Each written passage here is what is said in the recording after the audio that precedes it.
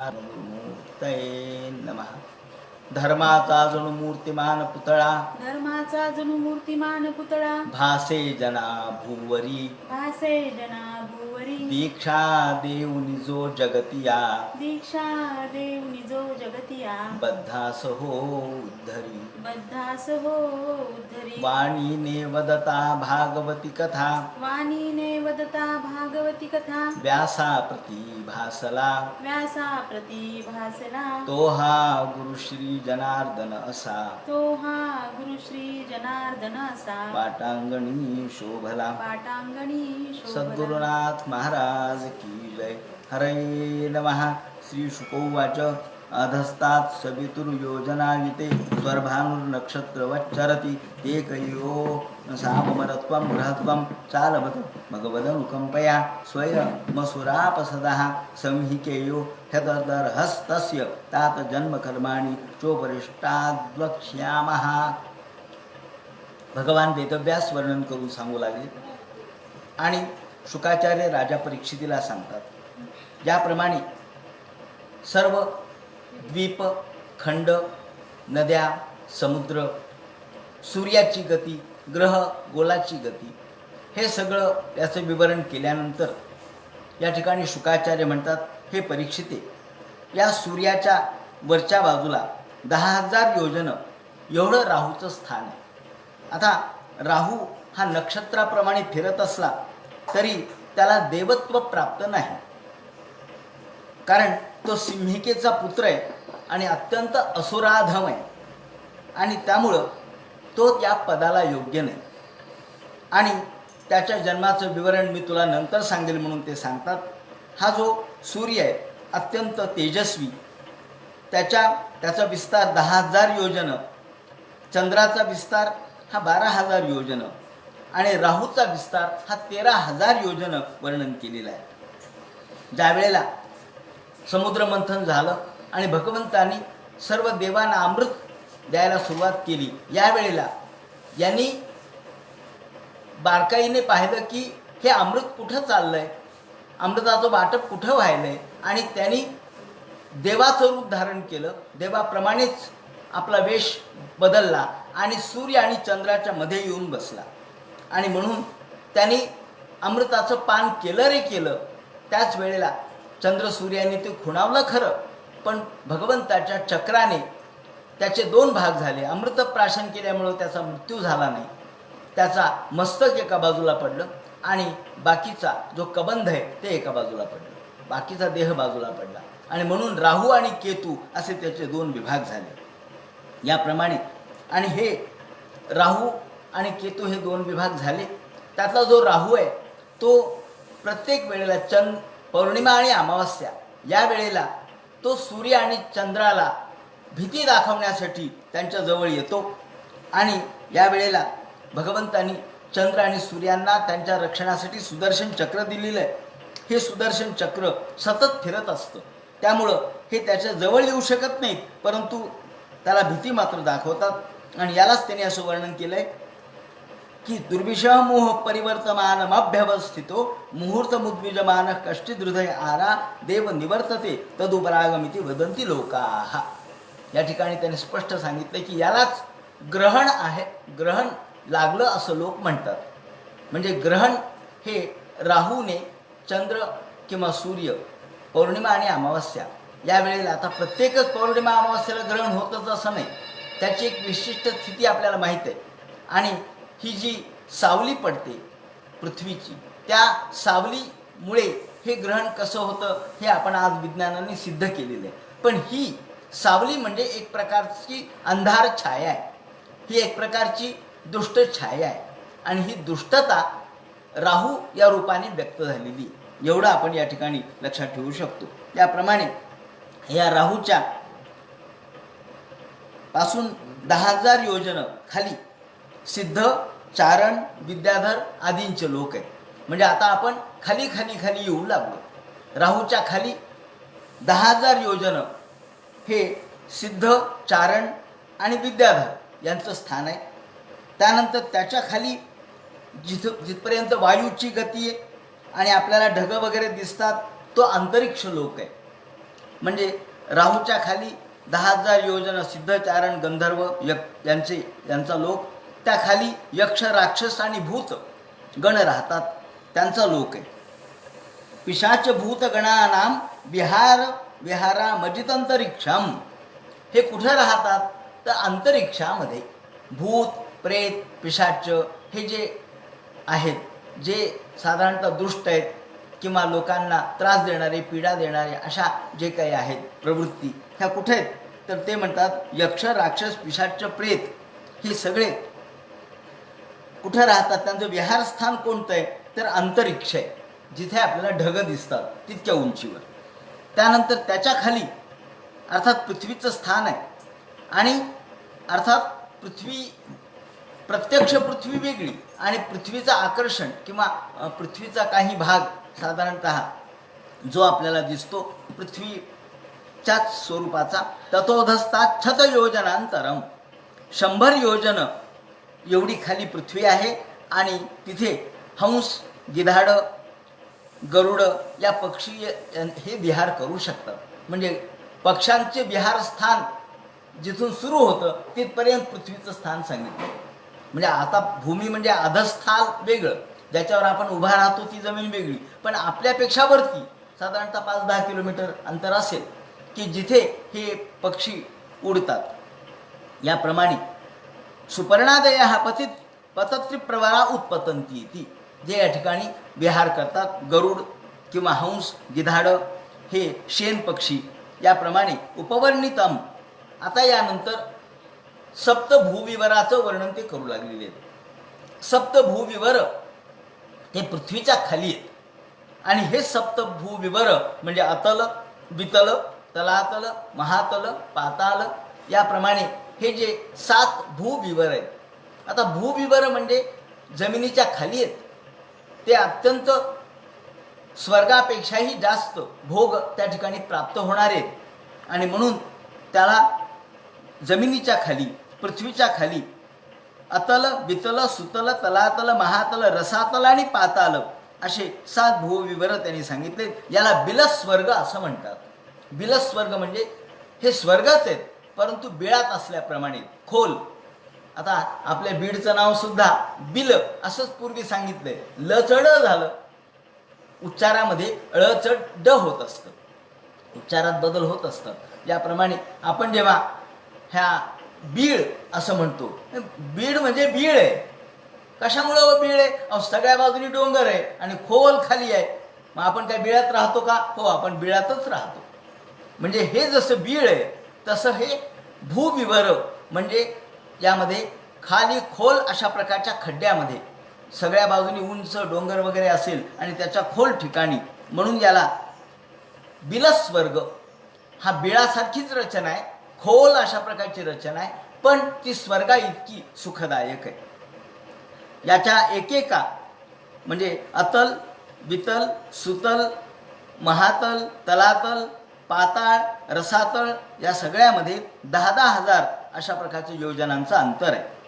आणि यामध्ये हे स्वर्गा इतकंच आनंददायक आहे. येतेषु ही बिलस्वर्गेषु, इथं बिलस्वर्ग शब्द वापरला आहे. बिलस्वर्ग म्हणजे स्वर्गच आहे परंतु खोल असणारा स्वर्ग. तो आकाशातला स्वर्ग उंच आहे आणि हा खोल आहे, जमिनीच्या भूमीच्या खाली. स्वर्गादप्यधिक, स्वर्गापेक्षाही जास्त अधिक कामभोगैश्वर्य आनंद भूती विभूती सुसमृद्धी भगवद्याना क्रीडा विहारेषु. या ठिकाणी काय नाही, अहो या ठिकाणी उद्यान आहेत, या ठिकाणी क्रीडास्थळ आहेत, या ठिकाणी सुसमृद्धता आहे. त्याचप्रमाणे कामभोग सगळे प्राप्त होतात. दैत्य दानव या ठिकाणी राहतात. कद्रूचे मुलं काद्रवे, या कद्रूचे मुलं म्हणजे सर्प वगैरे. दैत्य दानव आणि कद्रूचे मुलं नित्य प्रमुदितानुरक्ता कलत्रापत्यवंधून सुरद सुनुचरा. आपल्या बायका मुलं यांच्यासह मोठ्या आनंदाने हे उपभोग घेत असतात. ग्रहपतय ईश्वरादप्य प्रतिहत कामा माया विनोदना निवसंती. अत्यंत आनंदात भोग भूमी आहे, भोग घेण्याचं हे स्थान आहे. स्वर्गापेक्षाही अधिक भोग या ठिकाणी आहेत. आणि येशू महाराज मयेन मायाविना विनिर्मिता हा पुरो.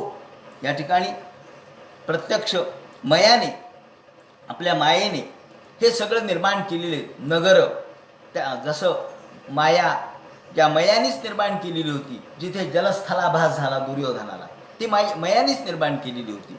इथे सुद्धा सगळं मयाने निर्माण केलेलं आहे. म्हणजे मय हा एक स्थापत्य कुशल, राक्षसांच्या मधला स्थापत्य कुशल आहे, म्हणून त्याला मय असं म्हणतात.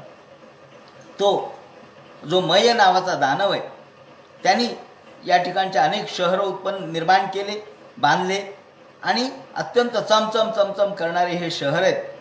मणी, त्याचप्रमाणे प्रवाल यासारखे मणी या ठिकाणी आहेत. सगळ्या बाजूला परकोट आहेत, नगर आहेत, द्वार आहेत, सभामंडप आहेत, बाग आहेत, बगीचे आहेत, सुंदर अशा प्रकारचे सभास्थान आहेत, क्रीडास्थान आहेत, विहारस्थान आहेत, मोठमोठ्या विहिरी आहेत, जलक्रीडा करण्यास स्थान आहेत, आणि सगळीकडे सुंदर अशा प्रकारची फुलं फुललेली आहेत, वनस्पती आहेत, आणि प्रवेक विरचित विचित्र भवन प्राकारो गोपुर, उंच उंच गोपुर आहेत. त्याप्रमाणे रस्ते सुंदर, चौक आहेत, आणि ठिकठिकाणी वेगवेगळ्या प्रकारच्या पोपट, मैना, राघू यांच्या जोड्या बसलेल्या आहेत. ठिकठिकाणी प्रत्येक वृक्षावर सुर मिथुन पारावत शुकसारिका किरण कृत्रिम, काही ठिकाणी कृत्रिम आहेत, काही ठिकाणी कृत्रिम अशा प्रकारचे पारावत म्हणजे कृत्रिम राघू, मैना यांच्या प्रतिमा तयार केलेल्या आहेत. जसं आपण खोट्या काही गोष्टी बाजारामध्ये विकायला येतात, त्या कृत्रिम म्हणजे खोटं असतं, पण ते दिसायला सुंदर दिसतं, आपण आपल्या घरामध्ये शो पीस म्हणून ते ठेवतो. त्याप्रमाणे त्या काळामध्ये सुद्धा त्यांनी सांगितलं की कृत्रिम पारावत, हंस, बक यांच्या मूर्ती ठेवलेल्या होत्या. आणि समलंकृत अष्टकासती उद्यान आणि चातीराम, अनेक प्रकारचे उद्यानं आहेत त्या ठिकाणी. त्याचप्रमाणे लोकांना आनंद वाटावा, बिटपी नाम, गर्द अशा प्रकारची झाडी आहे, गर्द छाया आहे वृक्षांची, आणि त्या वृक्षांना लता म्हणजे वेली ह्या अशा गुंडाळलेल्या गेलेल्या आहेत. लतांगिना नाम श्रीभित समिथुन विविध विहंगम जलाशय, सुंदर प्रकारचे जलाशय आहेत.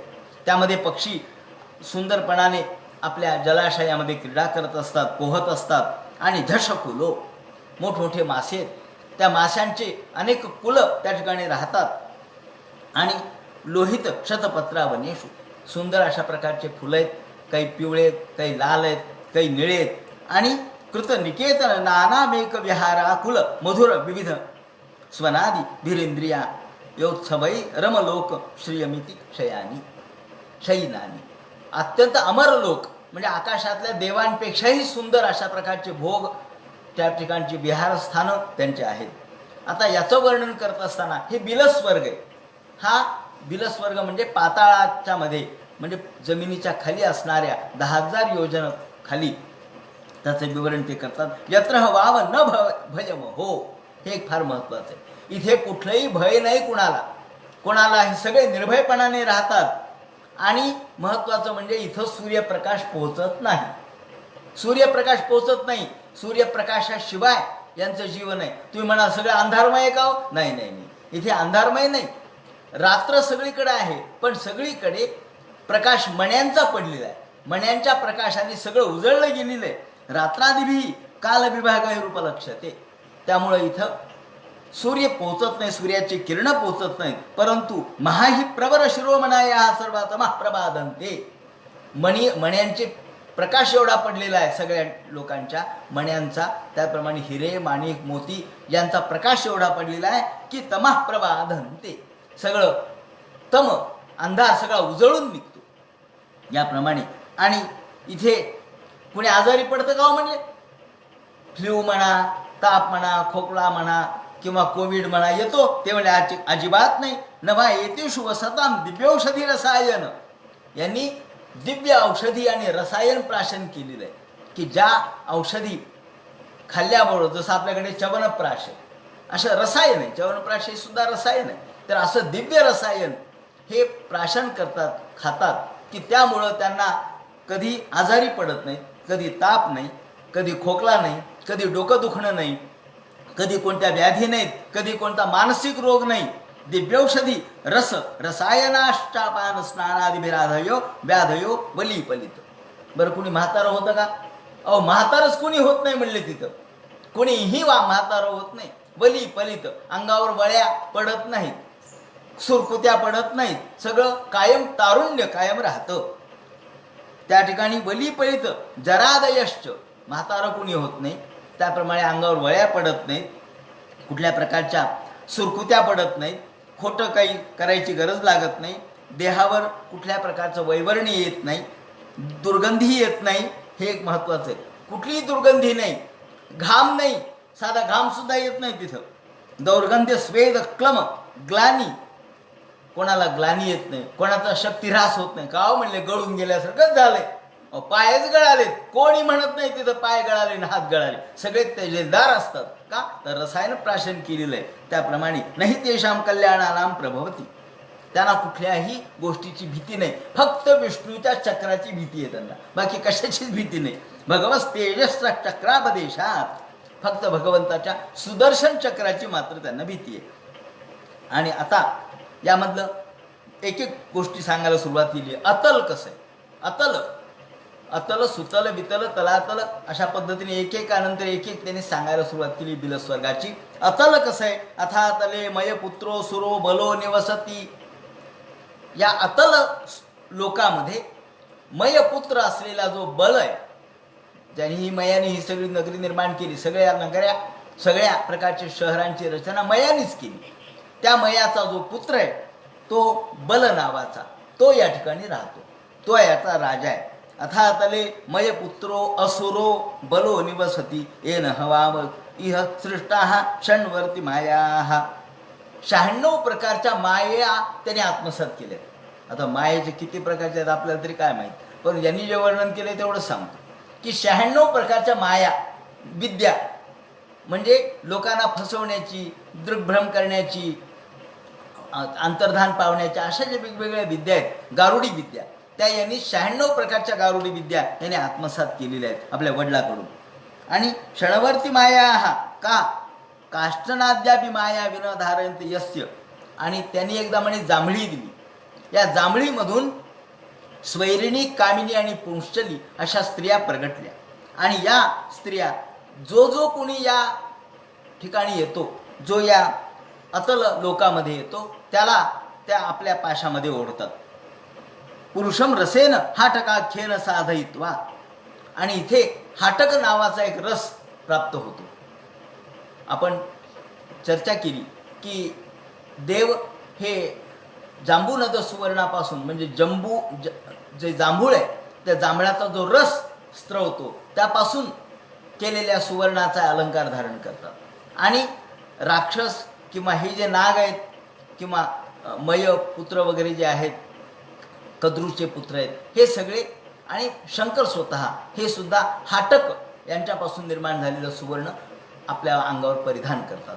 हाटक हे जसं सुवर्ण निर्माण करू शकतं, तसं हाटक एक रसायन सुद्धा आहे. त्या रसायनाच्या द्वारे जसं अभ्रक वगैरे आहे त्याप्रमाणे हे एक रसायन आहे.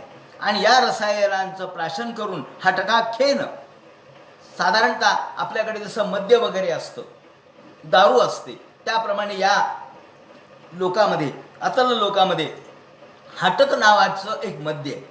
आणि हे हाटक नावाचं मद्य प्राशन केल्यानंतर त्यांना एवढी धुंदी येते आणि एवढी शक्ती यांच्या अंगात येते की 10,000 हत्तीचं बळ यांना प्राप्त होतं. आणि हे जे राक्षस आहेत हे म्हणू लागतात की आम्हीच देव आहेत, आता आमच्याबरोबर कोण लढू शकतं. रसेन हाटकाख्यन साधयित्वा स्वविलासावलोकानुराग स्मित संलापो बघू हानादिभी स्वैरम किल रमयंती. आणि मग म्हणायला लागतात की अभिमान होतो त्यांना, कथ्यते मदांधैव पुरुष ईश्वरो हम, मीच देव आहे असं म्हणायला लागतं. कारण एकदा दारू पिल्यानंतर किंवा मद्यप्राशन केल्यानंतर बुद्धिभ्रंश होतो आणि मग मीच सगळं आहे, माझ्याशिवाय दुसरं कोण आहे. 10,000 हत्तीचं बळ प्राप्त झालं आणि बुद्धिभ्रंशित झाले तर काय होणार आहे. कथते मदांधैव, ज्याप्रमाणे मदोन्मत्त होतात आणि भोगविलास भोगतात. त्याच्या खाली 10,000 योजन वितल नावाचा लोक आहे. आधी अतलचं वर्णन झालं, अतलामध्ये मयाचा पुत्र हा बल आहे. आता वितलाचं वर्णन करू लागले. वितल ततोधस्तात् वितले हरो भगवान हाटकेश्वर. या ठिकाणी भगवान हाटकेश्वर, हाटकेश्वर म्हणजे हाटक हे जे सुवर्ण आहे किंवा हाटक हे जे मद्य आहे त्याचा स्वामी. अर्थात या हाटक याचा प्रमुख, त्याच्या नावावरून त्याला हाटकेश्वर नाव पडलं. म्हणजे भगवान शिव आहे. पण हा शिव कैलासावरचा शिव नाही. तो कैलासावरचा शिव आणि हा एकच जरी असला तरी वेगवेगळे विग्रह असतात, वेगवेगळे रूप असतात. कैलासावरचे भगवान महादेव हे आपल्या या समाधीमध्ये तल्लीन आहेत, रामनामात तल्लीन आहेत. आणि इथे मात्र या हाटकेश्वर नावाचा जो एक त्यांचा भगवान शिवाचाच एक विग्रह, शिवाचंच एक स्वतंत्र वेगळं रूप या ठिकाणी आहे. ते पार्वती सहवर्तमान तिथे. त्या ठिकाणी भूतगण आहेत, पार्षद आहेत, प्रजापती सर्वोपब्रह्मणाय.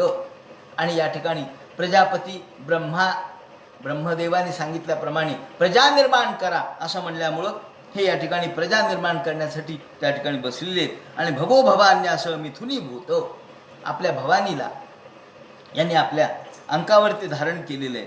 आणि केवळ भोग, या ठिकाणी फक्त भोग एवढाच स्थान आहे, भोगभूमीच आहे. त्यामुळे इथे योगापेक्षा भोगाला महत्त्व आहे. प्रवृत्ता सरित प्रबरा हाटकी नाम. आणि ह्या भोग भोगत असताना त्यांच्यापासून निर्माण होणारं जे सामर्थ्य आहे, त्या सामर्थ्यातून एक नदी प्रवाहित झाली म्हणे. त्यांच्या या वीर्यापासून एक नदी प्रवाहित झाली, तिचं नाव हाटकी. आणि यापासून या हाटकी नावाच्या नदीला जेव्हा वाऱ्याचा स्पर्श होतो आणि वाऱ्यामधून जेव्हा अग्नी प्रगटतो, तेव्हा हा अग्नी जो प्रगटल्याबरोबर तो हाटकी नाम भवयो वीर्येण यत्र चित्रभानुर्मातरेश्वना. मातरेश्वना म्हणजे वायू. त्यातून एक वायू प्रगटतो आणि हा वायू अग्निरूप प्रगटतो. तो अग्नी त्या ठिकाणचं हाटक नावाचं जे नदी प्रवाहित झालेली आहे त्यांच्या स्त्रावापासून, त्या नदीमधले तो स्त्राव प्राशन करतो. आणि त्यापासून तन्निष्ठ्यूतम हाटकाख्यम. निष्ठ्यूतम म्हणजे त्याचं उष्ट असं आपण म्हणू. म्हणजे या अग्नीने जे प्राशन केलेलं आहे तो अग्नीनंतर तो प्रगट करतो, ते उष्ट टाकून देतो, गुळणा करतो म्हणा. आणि त्यातून जे सुवर्ण बाहेर पडतं, हाटकाख्यम, त्याला हाटक सुवर्ण असं म्हणतात. आता यात एक संदर्भ मुद्दाम या ठिकाणी देतो की आपल्याला वाटतं सुवर्ण फक्त एकाच पद्धतीने निर्माण होतं, पण असं नाही आहे. हे मी प्रत्यक्ष काही गोष्टी पाहिलेल्या आहेत. त्या अशा की कोल्हापूरला एक ग्रस्त होते, आता वारले, ते खूप हिमालयामध्ये फिरत फिरत फिरत ते हिंडत असत. आणि ते हिमालयाच्या वेगवेगळ्या ठिकाणी गेले आणि तिथून येता येता वेगवेगळ्या नद्या, त्याप्रमाणे वेगवेगळ्या प्रकारच्या श्रेष्ठ दर्जाच्या नद्यांच्या पाण्यांमधून त्यांनी एक शाळीग्राम आणलेला मला दाखवला, मला प्रत्यक्ष दाखवला. हा शाळीग्राम मी पाहिला. म्हटलं हो, शाळीग्रामासारखा शाळीग्राम आहे. ते म्हणे नाही, त्याच्या आत काय आहे ते पहा. त्याच्या आतमध्ये सोनं होतं. आणि मग ते म्हणाले की या शाळीग्रामाच्या आतमध्ये जे सोनं आहे ते खरं सोनं आहे का नाही हे मी सोनाराकडून तपासून घेतलं. आणि तो म्हणाला हो, हे अगदी खरं प्युअर सोनं आहे. मी म्हटलं हे याच्यात कुठून आलं? त्यांनी सांगितलं की काही किडे असतात, किडे, हे किडे त्या शाळीग्रामात जातात आणि या किड्यांची विष्ठा म्हणजे हे सुवर्ण आहे. आता हे जर आज आम्ही सांगितलं तर लोकांना खोटं वाटेल, परंतु मी ते प्रत्यक्ष पाहिले. आणि त्या गृहस्थांनी सुद्धा अत्यंत श्रेष्ठ दर्जाचा तो साधक होता आणि त्याचं कोल्हापूरला सध्या एक स्थान आहे. आणि तिथे त्याने असं सगळं मुद्दाम आपलं वेगवेगळ्या प्रकारचे कदंब वृक्ष, बेल वृक्ष हे सगळे उभे केलेले आहेत. आणि यातून वेगवेगळ्या ठिकाणच्या आणलेल्या गोष्टी त्यांनी ठेवलेल्या आहेत. आणि या पद्धतीने हे जे हा साधकाश्रम त्यांनी तयार केला त्याच्यामध्ये हे ठेवलं त्यांनी. आजही कोणी बघू शकतं. याप्रमाणे जर सुवर्ण हे त्या एका किड्याची विष्ठा असेल, म्हणजे विष्ठेतून सुद्धा सुवर्ण निर्माण होऊ शकतं, किंवा चमत्कार आहे हा. अहो, पृथ्वीमध्ये सुवर्ण कुठून आलं मग? तेव्हा पृथ्वीमधलं सुवर्ण हा सुद्धा एक रासायनिक भाग आहे. तसाच हा देखील एक रासायनिक भाग आहे. तेव्हा जर एका जंतूच्या, एका किड्याच्या विष्ठेला सुवर्णाची क्षमता असेल, सुवर्णमयता, म्हणून जुन्या काळात ऋषीमुनींना काही पैशाची गरज नव्हती, त्यांना माहीत होतं कुठं सोनं येते, ते घेऊ शकत होते. याप्रमाणे सोन्याला विष्ठा समजणारे आणि सोनं ही विष्ठा असू शकणारे अशा दोन्ही गोष्टी आहेत. म्हणून आपण समलोष्ठाश्म कांचना, जे संत महात्मे लोह किंवा एक दगड आणि सोनं सारखंच समजतात. सम लोष्ठाश्म कांचनाहा. अश्म काय, लोह काय आणि कांचन काय, सारखंच का. अहो हे सगळं तुच्छ आहे, धातू आहे शेवटी. याप्रमाणे या ठिकाणी त्यांनी सांगितलं की या अग्नीने जो गुळणा केला किंवा जो थुंकला जो अग्नी, त्यापासून हे सुवर्ण तयार झालं आणि त्याला हाटक सुवर्ण असं म्हणतात. आणि म्हणून तन्निष्ठ्यूतम हाटकाख्यम सुवर्णम भूषणेना सुरेंद्रियावरोधे पुरुषाः. या सुवर्णाचे अलंकार तयार केले जातात आणि हे राक्षस, असुर, त्याप्रमाणे नाग हे वापरतात. आणि या ठिकाणी महादेवाच्या अंगावर सुद्धा हाटकांपासून तयार केलेल्या सुवर्णाचं विवरण आहे. पुरुषीभिर्धारयंती. वेगवेगळ्या प्रकारचे पुरुष आणि स्त्रिया हे धारण करतात. अशा प्रकारे त्याच्या खाली म्हणजे आता वितल लोक जिथे हाटकेश्वर राहतात भगवान शिव, त्याच्या खाली ततोधस्तात सुतले उदारश्रवाः पुण्यश्लोको विरोचात्मजो बलिर्भगवता. त्याच्या खाली सुतल लोकामध्ये बली आहे. भगवंतांनी बलीला कुठं जायला सांगितलं? सुतल लोकात. आणि हा सुतल लोक त्याच्या खाली आहे या वितलाच्या. तिथे प्रत्यक्ष बली हे राहतात. भूत्वा बटू वामन रूपेण पराक्षिप्त लोकत्रयो. भगवान वामनाने जेव्हा 3 पावलं जागा मागितली आणि 2 पावलाने सगळं विश्व व्याप्त केलं आणि 3रं पाऊल ठेवायला जागा नाही, द्यायची असेल तर मला जागा दे, नाही तर नरकात जायला तयार हो म्हणून सांगितलं आणि बांधलं वरून पाशाने. त्यावेळेला इतक्या परिस्थितीत सुद्धा तो म्हणाला, महाराज मी तुम्हाला ही जागा देतो, माझी बुद्धी अजून स्थिर आहे, मी बली आहे, तुम्ही ईश्वर आहात याची मला जाणीव आहे. आणि ज्या अर्थी माझी बुद्धी स्थिर आहे त्या अर्थी माझ्या डोक्यावर तुम्ही पाय देऊ शकता. आणि डोक्यावर पाय देणं म्हणजे त्याला तिथून त्यांनी सुतल लोकात जायला सांगितलं आणि सांगितलं की तुला आता इंद्रपद त्या ठिकाणी पुढे प्राप्त होईल. त्यांनी आशीर्वाद दिलेला आहे की यानंतर तुला इंद्रपद मी देणार आहे, पण पुढच्या युगामध्ये देणार आहे. भूतात्मन भूते परमात्मनी वासुदेवे तीर्थतमे पात्र उपपन्ने. आणि स्वतः भगवान वामनाने त्रिविक्रम रूप धारण करून याला या सुतल लोकामध्ये पाठवलं. आणि भगवंताची आराधना त्याने एवढी केली, त्याला लोक म्हणाले की का तुम्ही देवाला काहीतरी मागून घ्या. अहो आपण अगदी ठेच लागली तरी देवा म्हणतो आणि देव म्हणतो आणि ठेच लागून का असे ना माझं नाव घेतलं ना त्याचं पाप कमी करा. म्हणजे ठेच लागली, काही त्रास झाला तरी आपण देवाचं नाव घेतो आणि देव दयाळू आहे, आपलं पाप कमी करतो. मग बलीनी तर सर्वस्व दान केलं. मग त्याला भगवंतानी काय केलं? त्यांनी सांगितलं, भगवंतानी त्याला सांगितलं तुला काय मागायचं ते मागून घे. तो म्हणाला नाही मला काही नको. अहो इंद्र माझ्यापेक्षा कमी दर्जाचा आहे म्हणे. त्याला माहीत नाही की देव एवढा सर्व शक्तिमान असताना त्यांनी पुन्हा इंद्रपदच मागून घेतलं. मला तर त्याची गरज नाही आहे, कारण माझ्या आजोबांनी या ठिकाणी प्रल्हादांनी काहीही मागितलं नाही.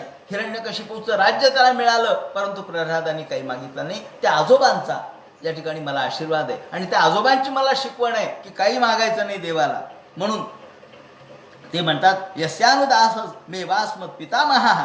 पितामह म्हणजे माझे आजोबा. केलं बबरेन न तू स्वपित्र्यम यदुता कुतो भयम पदम दीयमानम भगवता परमिती भगवतो. त्याला प्रत्यक्ष सर्व राज्य दिलं तरी प्रल्हादांनी ते नाकारलं होतं. आणि म्हणून मला देखील त्यांचाच आदर्श आहे. याप्रमाणे सुतल लोकामध्ये त्यांनी राज्य केलं आणि भगवंत स्वतः आता असा जर भक्त मिळाला. आणि म्हणून या भगवत भक्तामध्ये त्यांचं वर्णन केलं जातं. प्रह्लाद नारद पराशर पुंडरीक व्यासांबरीश शुक शौनक भीष्म दालभ्याम रुक्मांगदार्जुन वसिष्ठ विभीषणादीन पुण्यानि मां परम भागवताम स्मरामी.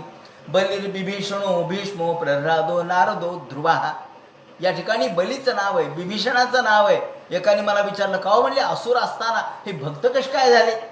म्हणलं त्याला भक्त का झाले हे समजून घेण्यासाठी भारतीय संस्कृती समजून घ्यावी लागेल की असुर जातीत जन्माला आला म्हणून तो अभक्त नाहीये, जातीवर अवलंबूनच नाहीये, वृत्तीवर अवलंबून आहे.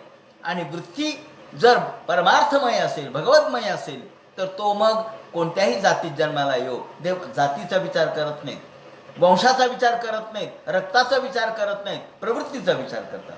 आणि म्हणून या ठिकाणी बली, त्याचप्रमाणे हा रावणाचा बंधू, हे सुद्धा असुर आहेत, परंतु विभीषण असुर आहे तरीसुद्धा ते भक्त झाले. बली विभीषणो भीष्मो, त्यांच्या ओळीमध्ये यांचं नाव आहे. या ठिकाणी त्यांच्या ओळीत त्यांच्या बरोबरीने अनुक्रमाने नाव घेतलं जातं. या दृष्टीने इतके मोठेपणा प्रल्हाद असो, बली असो किंवा या ठिकाणी विभीषण असो, हे जरी असुर जातीतले असले तरी त्यांचं नाव या ठिकाणी भगवत भक्त म्हणून घेतलं जातं.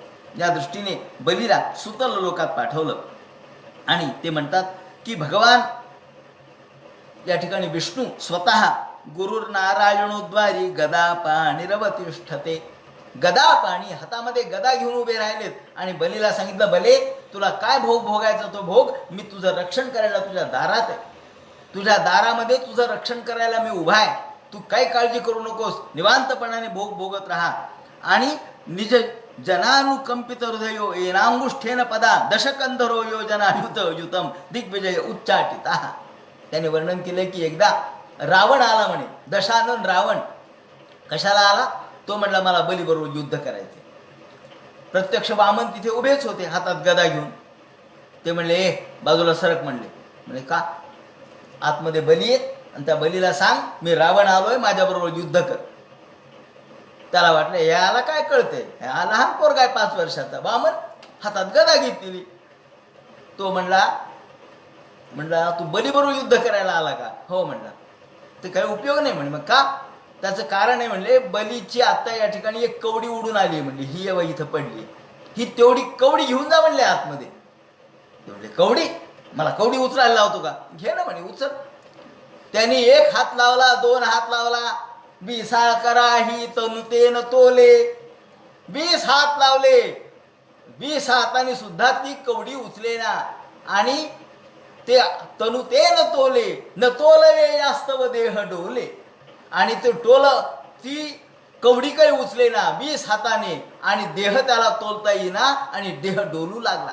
याप्रमाणे त्याचा अपमान झाला आणि तो चिडचिड करू लागला. या वेळेला एकदम भगवान वामनाने आपल्या पायाच्या अंगठ्याने त्याला जे तिथून उडवलं, त्याला 1 लाथ मारली आणि येनांगुष्ठेन पदा दशकंधरो योजनायुत युतम, कितीतरी योजन दूर, अयुत योजन 10,000 योजन दूर, त्याला लाख योजन दूर फेकून दिलं. तो थेट लंकेत येऊन पडला आणि येऊन पडला. ते तिथं मंदोदरी होती. हा कोण पडलं म्हणले, कोणाचा आवाज आला धाप दिशेने. पाहिलं तर आबा बाबा म्हणले, पतिराज तुम्ही कसे पडलात ते काही सांगू नको, सांगायचं नाही म्हणले. आता मान सांगावा जनासी आणि अपमान सांगावा मनासी. एका लहान 5 वर्षाच्या पोरांनी मला फेकलं म्हणले आणि एक कवडी मला उचलली नाही. तेव्हा बली बरोबर युद्ध करणं सोपं नव्हतं. आणि म्हणून भगवान स्वतः गदा पाणी रवतिष्ठते निज जनानुकंपित हृदयो येनांगुष्ठेन पदा दशकंधरो योजनायुतम युतायुतम दिग्विजय उच्चाटिता. आता या सुतल लोकाच्या खाली पुढे तलातल आहे. ततोधस्त तलातले मयो नाम दानवेंद्र. या ठिकाणी मय राहतो, म्हणजे सगळ्यात सुरुवातीला मयाचा पुत्र राहतो. आणि ज्या ठिकाणी अतल लोक आहे तिथे मयाचा पुत्र राहतो आणि तलातलामध्ये प्रत्यक्ष मय राहतो दानवेंद्र. आणि तो त्रिलोकीशम चिकीर्षुणा, तो अत्यंत शूर आहे, शंकराची उपासना करणार आहे. आणि शंकराने याचे 3 पुरं एकदा उद्ध्वस्त केले होते, त्यामुळे तो शंकराला शरण आलेला आहे. आणि निर्दग्ध स्वपुरत्रय प्रसाद लब्धपदो. आणि शंकराने 3 पुरं उद्ध्वस्त केले म्हणून तो हात जोडले त्यांनी आणि त्यांनी शंकराची कृपा संपादन केली. त्याच्यानंतर यालाही कशाचंच भय नाही, फक्त त्यांनी वर्णन केलंय की याला आता सुदर्शन चक्राचं सुद्धा भय नाही म्हणे. बाकीच्या निदान सुदर्शन चक्राचं भय तरी आहे, याला कशाचंच भय नाही. त्यांनी वर्णन केले महादेवन परिरक्षितो, प्रत्यक्ष महादेव त्याची रक्षण करतात. त्यामुळे विगत सुदर्शन भयो महीयते. विगत सुदर्शन भय, सुदर्शन भयापासून याची मुक्तता झाली. त्याला सांगितलं की तुला काही घाबरायचं कारण नाही, मी तुझं रक्षण करतो. याप्रमाणे त्याच्या खाली प्रत्यक्ष काद्रवेयाणाम सर्पाणाम, कद्रूची मुलं अर्थात सर्प या ठिकाणी राहतात. त्याच्या खाली क्रोधवश नागसमूह आहे आणि तिथे सगळे क्रोधवश म्हणजे क्षणात राग ज्याला येतो त्याला म्हणतात तीव्रमन्युना. तीव्रमन्यू म्हणजे तीव्र राग. आपल्याला माहिती आहे की दशमस्कंदात जेव्हा श्रीकृष्णाने ह्या कालिया सर्पावरती पाय दिला आणि थैथै थैथै नाचले, त्यावेळेला त्याच्या बायका समोर आल्या आणि सांगितलं, देवा अहो याची काय चूक आहे सांगा, या तुमच्या अंगावर धावून आला याची काय चूक आहे, अहो हा राग तुम्हीच दिलेला आहे त्याला, तुम्ही दिला म्हणजे स्वभाव, हा स्वभाव तुम्हीच निर्माण केला. तीव्रमन्युना हा मुळातच राग येणं हा सर्पाचा स्वभाव आहे आणि त्यामुळे त्याच्या शेपटीवर पाय दिला की तो फुटकार टाकणार, साधी गोष्ट आहे. आणि मग कृष्ण म्हणाले ठीक आहे. त्याप्रमाणे म्हणजे सांगता यायला पाहिजे, युक्तिवाद करता यायला पाहिजे. या ठिकाणी काद्रवेयाणाम सर्पाणाम नैक शिरसाम, अनेक त्यांना डोकेत आणि ते महाभोगवंता, अनेक भोग भोगणारे. सर्पाचं वैशिष्ट्य भोग. आणि म्हणून आपण हळदीचा जो मंत्र म्हणतो ना, आपण हळदीसाठी जो मंत्र म्हणतो की हरिद्राचूर्णम समर्पयामी म्हणून, तो सगळा भोग मंत्र आहे. या ठिकाणी हा भोग मंत्र आपण हरिद्राचूर्ण समर्पयामी म्हणून जो मंत्र म्हणतो, या ठिकाणी तो भोग प्रधान आहे आणि मुळातच हळद भोग प्रधान आहे. म्हणजे हे सगळे एकमेकाशी जुळलेले आहेत. लोकसाहित्य असो, शास्त्र असो, विधी असो, म्हणून तर हळद लावतात. हळद लावण्याच्या मागची भूमिका हीच आहे, भोगाची ती संकल्पना आहे. आणि त्याचबरोबर रोगप्रतिकारकही आहे आणि भोगलुब्धही आहे, या दोन्ही गोष्टी आहेत. त्याप्रमाणे अहिरिव भोगय परिहेति बाहुम जाय हे तुम परिबांधवाना हस्तग्नो विश्वापरि, याप्रमाणे आपण अहिरिव भोगई ही, अहिरिव म्हणजे सर्पाप्रमाणे भोग, अहिरिव भोगई परिबाधमाना, या ठिकाणी सर्पा इतके भोग प्राप्त व्हावेत. म्हणून सर्प हे भोगवंत आहेत. पतत्री राजाधिपते हे पुरुष, याप्रमाणे हे कुटुंबासक्त आहेत आणि आपल्या स्त्रियांच्या बरोबर विहार करणारे. त्याच्या खाली रसातलामध्ये पणी तदोदस्तद रसातले दैते या दानवाह पणयो नाम निवात कवचाह. पणी राहतात.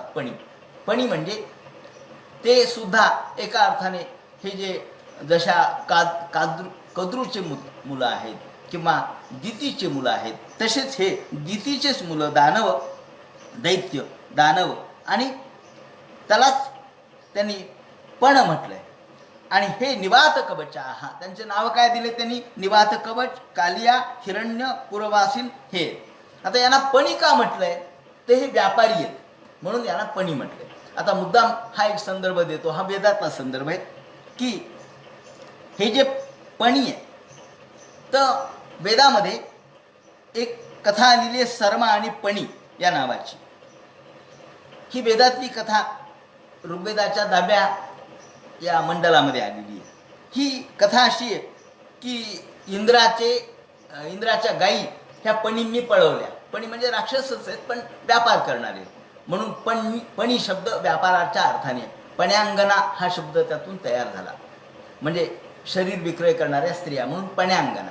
तर पणी म्हणजे व्यापार करणारे, पैशाचा व्यवहार करणारे ते पणी. यांनी काय केलं, इंद्राच्या सगळ्या गायी पळवल्या. गायी पळवल्यानंतर इंद्राला लक्षात आलं. मग इंद्राने त्यावेळेला इंद्राच्या जवळ एक फार चांगली ताकदवान, म्हणजे त्या काळात सुद्धा स्त्रिया या युद्धामध्ये पुढाकार घेत होत्या, गुप्तहेर होत्या बरं का. ही जी सरमा आहे ती गुप्तहेर होती इंद्राची आणि फार विश्वासातली होती. इंद्र तिला म्हणाला, तू जा आणि त्या पण्यांना सांग की माझ्याबरोबर युद्ध करणं हे योग्य नाही आणि काही करून त्या गायी तेवढ्या घेऊन ये. ती गेली आणि गेल्यानंतर ही सरमा तिथे गेली आणि गेल्याबरोबर तिने सांगितलं की तुम्ही इंद्राबरोबर युद्ध करू नका. त्यांनी म्हटले तुम्ही रसा नदी पार करून गेली आणि अत्यंत गूढ गुप्त वसाहती तिने शोधून काढल्या. आणि तिने सांगितलं, जसं आता मोठमोठ्या डोंगरामध्ये वसाहतीत कळत सुद्धा नाही आपल्याला कुठे ट्रूप्स आहेत ते, कुठे असे बंकर आहेत ते. तिने सगळे बंकर शोधून काढले आणि तिने त्या पण्यांना सांगितलं की हे पहा सगळीकडे इंद्राचे सैनिक बसलेले आहेत आणि तुम्ही जर इंद्राच्या गायी दिल्या नाहीत तर इंद्र आत्ताच्या आता तुमच्यावर हल्ला करील. मी गुप्तहेर आहे म्हणे इंद्राची.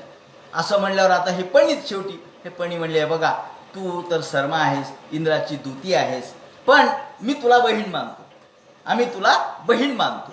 तुम्ही एक काम करा म्हणे, आमच्यासाठी तुम्ही जिथे जिथे इंद्राचे स्थळ आहेत ते आम्हाला दाखवा. ती म्हणाली नाही. मग नंतर म्हटले की आम्ही तुम्हाला पैसे देतो. म्हणजे पैशाने सुद्धा विकत घ्यायचा प्रयत्न केला बरं का. त्यावेळेला सुद्धा पैशाने विकत घ्यायचा प्रयत्न केला, तरी तिने प्रामाणिकपणा सोडला नाही आणि तिने सांगितलं नाही, मला पैसा नको, मला तुमचा या ठिकाणी भावाचा आणि बहिणीचा संबंधही नको. मी तुम्हाला स्पष्ट सांगते की जर तुम्ही थोडाही अवधी लावला तर इंद्राचे सैनिक तुमच्यावर हल्ला करतील. तुम्ही या ठिकाणी गायी जर दिल्या नाहीत तर इंद्रांनी तुम्हाला मारलंच म्हणून समजा. असं भय टाकलं, भय दाखवलं. आणि या धौंस म्हणू आपण त्याला, अशी धौंस दाखवल्यामुळं ह्या पणी घाबरले आणि यांनी सगळ्या गायी देऊन टाकल्या. म्हणून वेदामध्ये सरमा आणि पणी यांचा संवाद आलेला आहे, तो फार महत्त्वाचा आहे. त्यामुळं ह्या पणीच्या म्हणजे यांच्या कोणत्याही गोष्टीला ही भुलली नाही. सांगायचं असं की आपला प्रामाणिकपणा सोडला नाही. कारण तिने सांगितलं या पण्यांना की तुम्ही ऋताचा मार्ग सोडू नका. ऋत म्हणजे सत्य, सत्याचा मार्ग सोडू नका. याप्रमाणे या इंद्राची स्तुती करणारी ही पणी, काही ठिकाणी असं म्हटलं की ही सरमा, इंद्राची स्तुती करणारी सरमा. काही ठिकाणी म्हटलं की सरमा ही कुत्री होती असं म्हटलं. पण काही लोक म्हणतात की नाही, कुत्री बरोबर नाही, कारण अनेक ठिकाणी देवशुनी असा तिचा उल्लेख आलेला आहे. एका ठिकाणी सरमाच्या संदर्भात एक रूपक असं मांडलेलं आहे की हा सगळा जो वैदिक काळ आहे किंवा वैदिक जो सगळा घटना घडलेल्या आहेत त्या कुठं घडल्यात, तर त्या उत्तर ध्रुवावर घडलेल्या आहेत. आणि त्यामुळं उत्तर ध्रुवावर 6 महिन्याची रात्र आणि 6 महिन्याचा दिवस असतो. त्यामुळंच आपण म्हणतो देवाचा दिवस हा 1 वर्षाचा आहे. 6 महिन्याचं रात्र आणि 6 महिन्याचे दिवस, ब्रह्मरात्र असं आपण म्हणतो आज. याप्रमाणे तर हे कुठे उत्तर ध्रुवावर आहे, म्हणजे आजच्या भौगोलिक दृष्टीने विचार केला तर. आणि म्हणून त्यावेळेला मी असं वाचलं की वेदामध्ये जेव्हा उषेची वर्णन आहेत, उषा म्हणजे काय, सूर्य उदयाच्या आधीचा जो लालिमा आहे त्याला उषा म्हणतात. आणि असं बघा तुम्ही की आपल्याकडे किती वेळ असा लालिमा असतो बरं, काहीच नाही, जास्तीत जास्त 5 मिनटं 2 मिनटं एवढा. पण उषेची वर्णन एवढं वेदामध्ये येण्याचं काय कारण आहे? त्याचं कारण असं आहे की 6 महिन्याची जेव्हा रात्र असते तेव्हा माणूस कधी एकदा सूर्योदय होईल यासाठी आसुसलेला असतो. आणि म्हणून ही जो उषा आहे ही सुद्धा 3-3, 4-4 घंटे राहते. सकाळची वेळ म्हणजे तामूसपणा एवढा 4-4, 5-5, 6-6 घंटे राहतो. कदाचित 1-1 दिवसही राहू शकतो. या दृष्टीने या उषेची वर्णनं जर पाहिली तर असं लक्षात येतं की हा सगळा उत्तर ध्रुवावरचा आविष्कार असेल. आणि रात्र म्हणजे पणी, रात्र म्हणजे अंधकार, अंधकार म्हणजे पणी म्हणजे राक्षस, आणि सरमा म्हणजे उषा, आणि गायी ज्या पळून नेल्या, गायी म्हणजे गो शब्द सूर्यासाठी. गो म्हणजे सूर्याचे किरण, अर्थात सूर्याचे किरण अंधारामध्ये जे लुप्त झाले ते लवकरात लवकर प्रगट व्हावेत असा देखील एक रूपकात्मक अर्थ वेदांनी दिलेला आहे. असो, याप्रमाणे त्याच्या महोजसा महासाहिसनो भगवता सकल लोकानुभवस्य हरेरेव तेजसा, याप्रमाणे तो हा तिथे राहतो. आणि रसा तळामध्ये पणी राहतात. आणि या पणी हे कसे होते, कालया हिरण्यपूर्वासिनी, ते मोठे बलवान आहेत, साहसी आहेत आणि ताकदवान आहेत. त्याप्रमाणे ते लपून छपून या ठिकाणी इंद्राच्या गायी पळवतात असं वर्णन इथं केलेलं आहे त्यांनी की सरमेयन द्रुदुत्या वाग्भीर. सरमेने म्हणजे सरमा नावाच्या त्या स्त्रीने हे पळवलेल्या गायी आणल्या आणि वाग्भीर मंत्र वर्णाभीर इंद्र बिभ्यती. वाग्भीर मंत्र म्हणजे तिने धौंस दिली की तुम्ही जर लवकरात लवकर गायी सोडल्या नाही तर इंद्र तुमच्यावर स्वारी करील आणि तुम्ही मराल, तुम्ही ठार व्हाल. त्या आपल्या मरणाच्या भीतीने हे घाबरले असं वर्णन या ठिकाणी केलेलं आहे. सरमेयंद्र दूत्या वाग्भीर मंत्र वर्णाभीर इंद्रात बिभ्यती. त्याच्या खाली पाताळ लोक आहेत आणि हा जो पाताळ लोक आहे नागलोक पतयो वासुकी, या ठिकाणी वासुकी प्रमुख आहे. बाकी शंख, कुलिक, महाशंख, श्वेत, धनंजय, धृतराष्ट्र, शंखचूड, कंबल आणि देवदत्त इत्यादी राक्षस या ठिकाणी नागलोक या ठिकाणी राहतात. म्हणजे सगळ्यात पाताळाच्या ठिकाणी नागलोक आहेत आणि वासुकी तिथं प्रमुख आहे. आणि वासुकी बरोबर शंख, कुलिक, महाशंख, श्वेत, धनंजय, धृतराष्ट्र, शंखचूड, कंबल, अश्वतर आणि देवदत्त हे अत्यंत क्रोधिष्ठ मोठमोठे फण्यांचे नाग त्या ठिकाणी राहतात आणि याच्या सगळ्याच्या खाली भगवान संकर्षण आहेत. आता याचा अर्थ काय? संकर्षण म्हणजे आकर्षण शक्ती. ही आकर्षण शक्ती म्हणजे गुरुत्वाकर्षण. सगळ्याच्या खाली गुरुत्वाकर्षण शक्ती आहे. तस्य मूलदेशे 30 योजन सहस्रम, या ठिकाणी 30,000 योजन अनंत स्वतः बसलेले संकर्षण ही शक्ती आहे आणि ते सर्वांना आकर्षून घेतात. ज्यांच्या आपल्या डोक्यावर पृथ्वी ही मोहरीसारखी आहे आणि त्यामुळं या ठिकाणी या संकर्षणाचं प्रत्यक्ष वर्णन करण्यात आलेलं आहे. अनंताचं वर्णन करण्यात आलेलं आहे. अनेक सुर त्या ठिकाणी देव त्यांचं वर्णन करतात, स्तवन करतात आणि त्यांनी काय धारण केलेले? वनमाला धारण केलेली आहे. निळ्या अशा प्रकारच्या रंगाचं त्यांचं वस्त्र आहे. नीलवासा एक कुंडलो.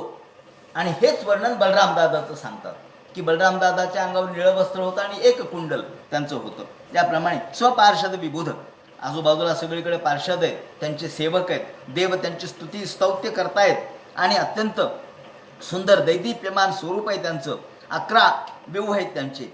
भगवान संकर्षण हे अत्यंत स्वच्छ अरुणवर्णाचे, नखमणी त्यांचे दैदिप्यमान आहेत आणि त्यांच्या अंगावर अलंकार आहेत. सगळ्या बाजूला शोभायमानता आहे आणि सर्वत्र सुंदर अशा प्रकारच्या फुलांनी डवरलेल्या अशा ठिकाणी ते राहतात. सगळ्या बाजूला कुंकुमाचा लेप त्यांनी केलेला आहे. मदविह्वल आहेत, सकरुण आहेत आणि अरुण नयन आहेत.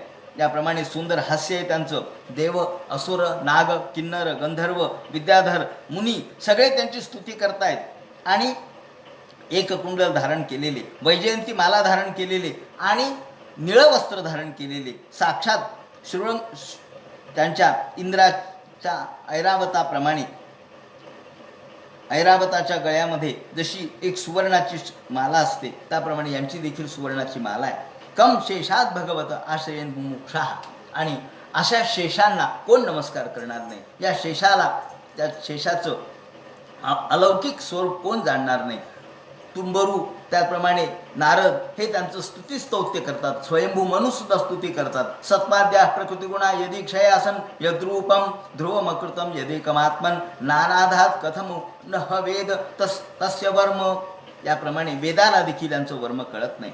अशा प्रकारच्या 1000 फण्यांनी हे भगवंताची स्तुती करतायत. हजारो जिभा त्यांच्या आहेत. सर्व व्यापक भगवंताचं हे शेष स्वरूप आहे आणि म्हणून कम शेषात भगवत आश्रयन मुमुक्षो मूर्धन्यर्पित म्हणू वत सहस्रमूर्ध. याप्रमाणे भगवान शेषमूर्ती म्हणजे भगवंताचं हा एक विग्रह आहे. हा एक वेगळ्या प्रकारचा विग्रह म्हणजे शेष स्वरूप आहे. हे शक्ती ज्याला आपण आकर्षण शक्तीच्या स्वरूपाचं आहे. आणि एतावतीर या ठिकाणी वर्णन केलंय. एता येवेव निर्विरुभगंतव्या गतयो यथा कर्म विनिर्मिता यथोपदेश मनोवर्णिता कामान कामय मानैहि. याप्रमाणे त्यांनी शुकाचार्य म्हणतात, हे परीक्षिते, मी माझ्या गुरुच्याकडून जे आत्मसात केलं, गुरुमुखाकडून जे ऐकलं ते सगळं मी तुला ऐकवलं. म्हणजे कोणीच मनाने काही सांगत नाही, गुरुमुखातून जे ऐकलं मी ते तुला सांगितलं. आणि याप्रमाणे तू जो मला प्रश्न विचारला की प्रवृत्ती धर्माचा परिणाम काय होतो, प्रवृत्ती धर्माने कोणकोणते लोक प्राप्त होतात, तर प्रवृत्ती धर्माने जे लोक प्राप्त होतात त्या लोकांचं, त्यांच्या गतीचं या ठिकाणी तुला मी वर्णन करून सांगितलं. आता यानंतर तुला मी काय सांगू असा प्रश्न विचारल्यानंतर राजाने प्रश्न विचारला, महाराज आता आम्हाला एकच गोष्ट सांगा, महर्ष एतद वैचित्र्यम लोकस्य कथमिती. लोकांना त्यांच्या कर्माच्या गती कशा कशा प्राप्त होतात. त्यांच्या सत्कर्माची गती तुम्ही मला सांगितली, पण त्यांच्या दुष्कर्माची गती काय प्राप्त होते. अर्थात मला नरकासंबंधीचं विवरण करा असं म्हटल्याबरोबर आता नरकासंबंधीचं जे विवरण करतील तो सगळा नरकासंबंधीचा भाग उद्या सांगण्यात येईल. हरे नमः. पुंडली कवरदे हर विठ्ठल. सीताकांत स्मरण जय जय राम. पार्वतीपते हर हर महादेव. श्रीमज्जनार्दन गुरुमूर्तये